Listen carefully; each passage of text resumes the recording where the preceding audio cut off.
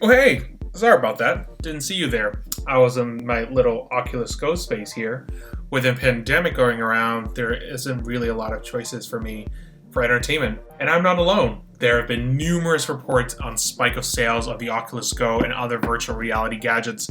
After all, the new models of the VR goggles have gone from thousands of dollars to just a mere $400. But how do we get there? And how does it work? Every invention starts always with the best human imagination. They never fail us, and often they come in the form of fiction, and this is no exception. In 1935, sci-fi author Stanley Weinbaum wrote Pygmalion Spectacles. In this fictional short story, the main character meets a professor who invents a pair of goggles that allowed him to enable, quote, a movie that gives one sight and sound, taste, smell, and touch. You are in the story, you can speak to the shadows or the characters, and they reply, and instead of being on a screen, the story is all about you, and you are in it.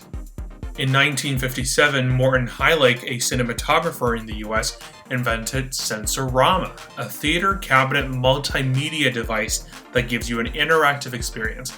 Now, imagine yourself sitting in front of this machine, put your head inside this viewer window, the movie plays, and the machine also simulates tactile senses. But Heilig's invention failed. Many critics say his invention was too ahead of his time. Investors weren't confident about where and how to use this machine. Some thought it would be great for military training, since real military training would be too dangerous. In 1961, two engineers created the first head-mounted display, or the HMD, called the HeadSight. The display had two video screens, one for each eye, as well as a magnetic tracking device. It was the first motion tracking device ever created. HeadSight was primarily used to move a remote camera, allowing a user to look around in an environment without physically being there, just like a lot of our VR goggles these days. And throughout the 70s and 80s, here and there, different companies and inventors came up with different or some kind of variations of the HMDs, but honestly, they just weren't that surprising. And then this happened. It needs your eyes.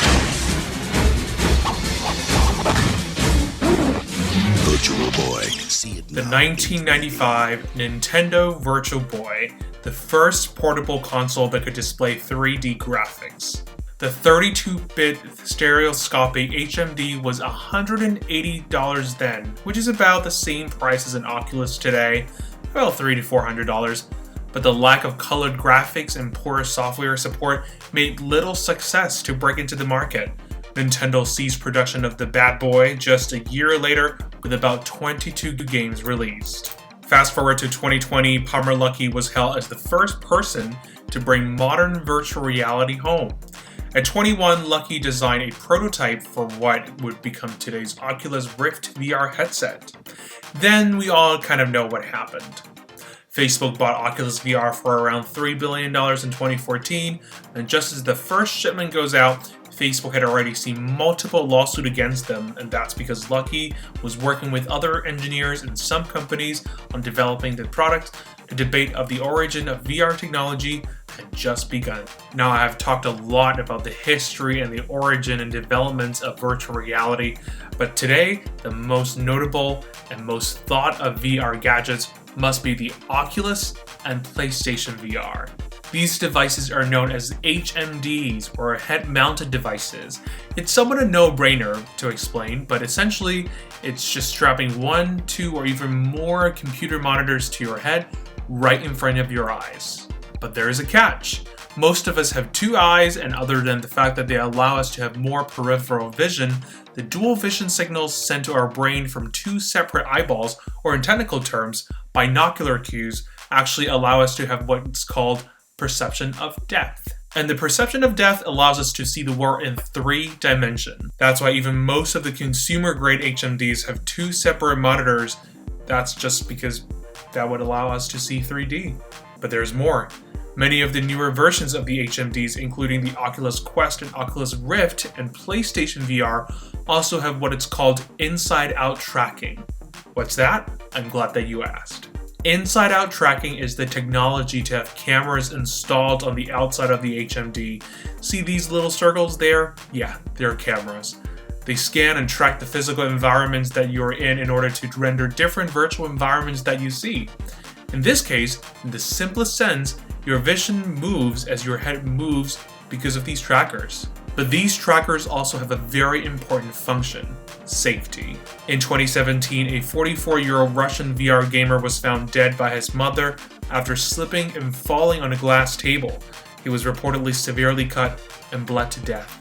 With inside-out tracking, when you're wearing an HMD and seeing a virtual environment, you would see these safety grid net that either the computer determines that it has a hazard, like a wall or any kind of obstruction, or you can set it yourself just to make sure that you don't fall over. You might have also seen some of the older versions of HMDs with more than the HMDs themselves. These are external trackers that work similarly like the inside-out trackers to send signals to your goggles on moving imagery. There is currently little to no regulations to a lot of VR technologies out there. Deloitte just last year published an article talking about some of the policy concerns that we should look into.